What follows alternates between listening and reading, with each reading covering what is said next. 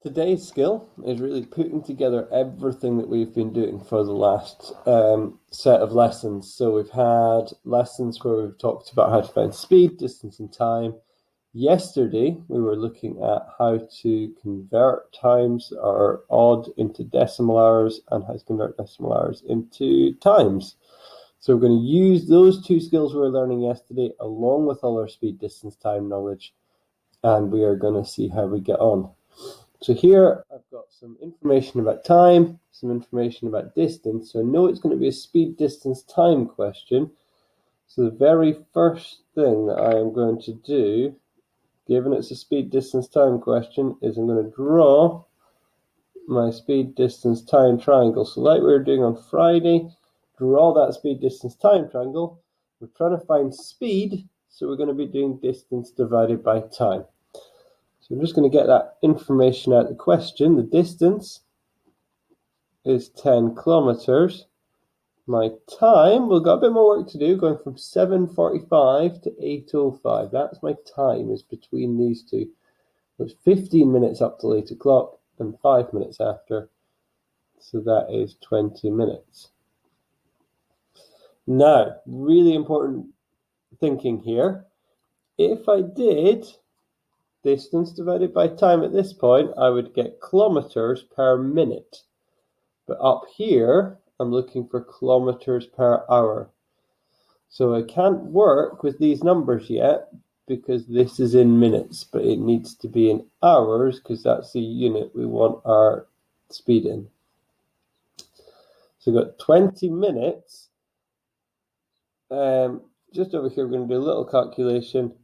20 divided by 60 equals 0.3333. So not 0.2 hours.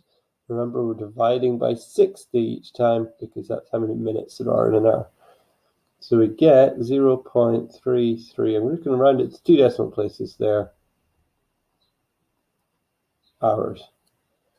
So we've got to do that conversion before we can use our speed, distance, time triangle. Now we can find out that our speed is equal to distance divided by time. In this case, that is 10 divided by 0.333. And if you keep the accurate answer here in your calculator, you'll actually get a really accurate answer to this. You'll find that is 30. And now we can put on those units, kilometers per hour. And those units coming from the fact we're now doing kilometers divided by a time in hours. Okay, example number 2, very, very similar. We've got Mr. Nicholson this time, going for a bike ride. He's doing 25 miles per hour, pretty speedy. We're setting off at 9 o'clock and we're riding 30 miles. When does he arrive home? Well, that's asking how long, what time does it take to go from 9 o'clock to when he gets home. So we're trying to find time this time. So our speed, distance, time triangle. We're trying to find time, so we'll be doing distance divided by speed. So our distance is 30 miles. Tells us that there in the question. Our speed is 25 miles per hour. No problem here. We'll do that division. We'll see what we get. So we've got, and remember we're covering up that bit, so we've got T equals D over S.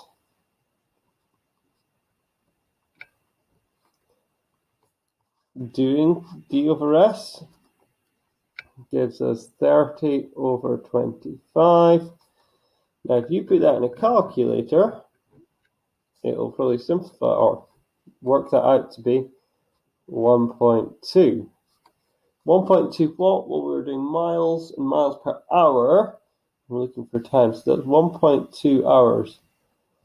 And that's fine, that's a perfectly acceptable answer, but we were asked what time does he arrive home? So 1.2 hours after 9 o'clock is not 10:20. Do not make that mistake, not 10:20. We need to use that skill that we learned yesterday to actually work with this.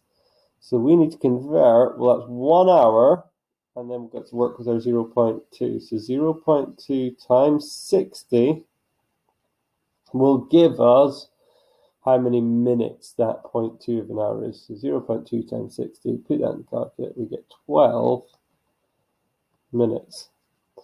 Now let's write our conclusion. So he arrives home at,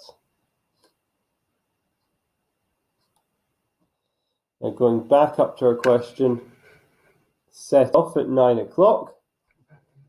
He's riding for 1 hour, and we worked at that point to 12 minutes. So he's arriving home at 10:12, and I didn't actually give you units, but let's assume we're in the morning here, not riding till 10:12 at night.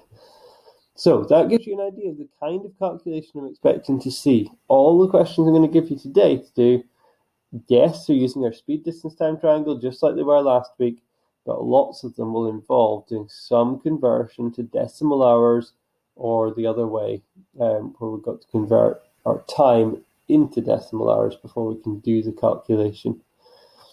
This skill, if you can master this, is really, you can answer pretty much any speed, distance, time question that I could give you once you've mastered this. Have a go at the questions, see how you get on.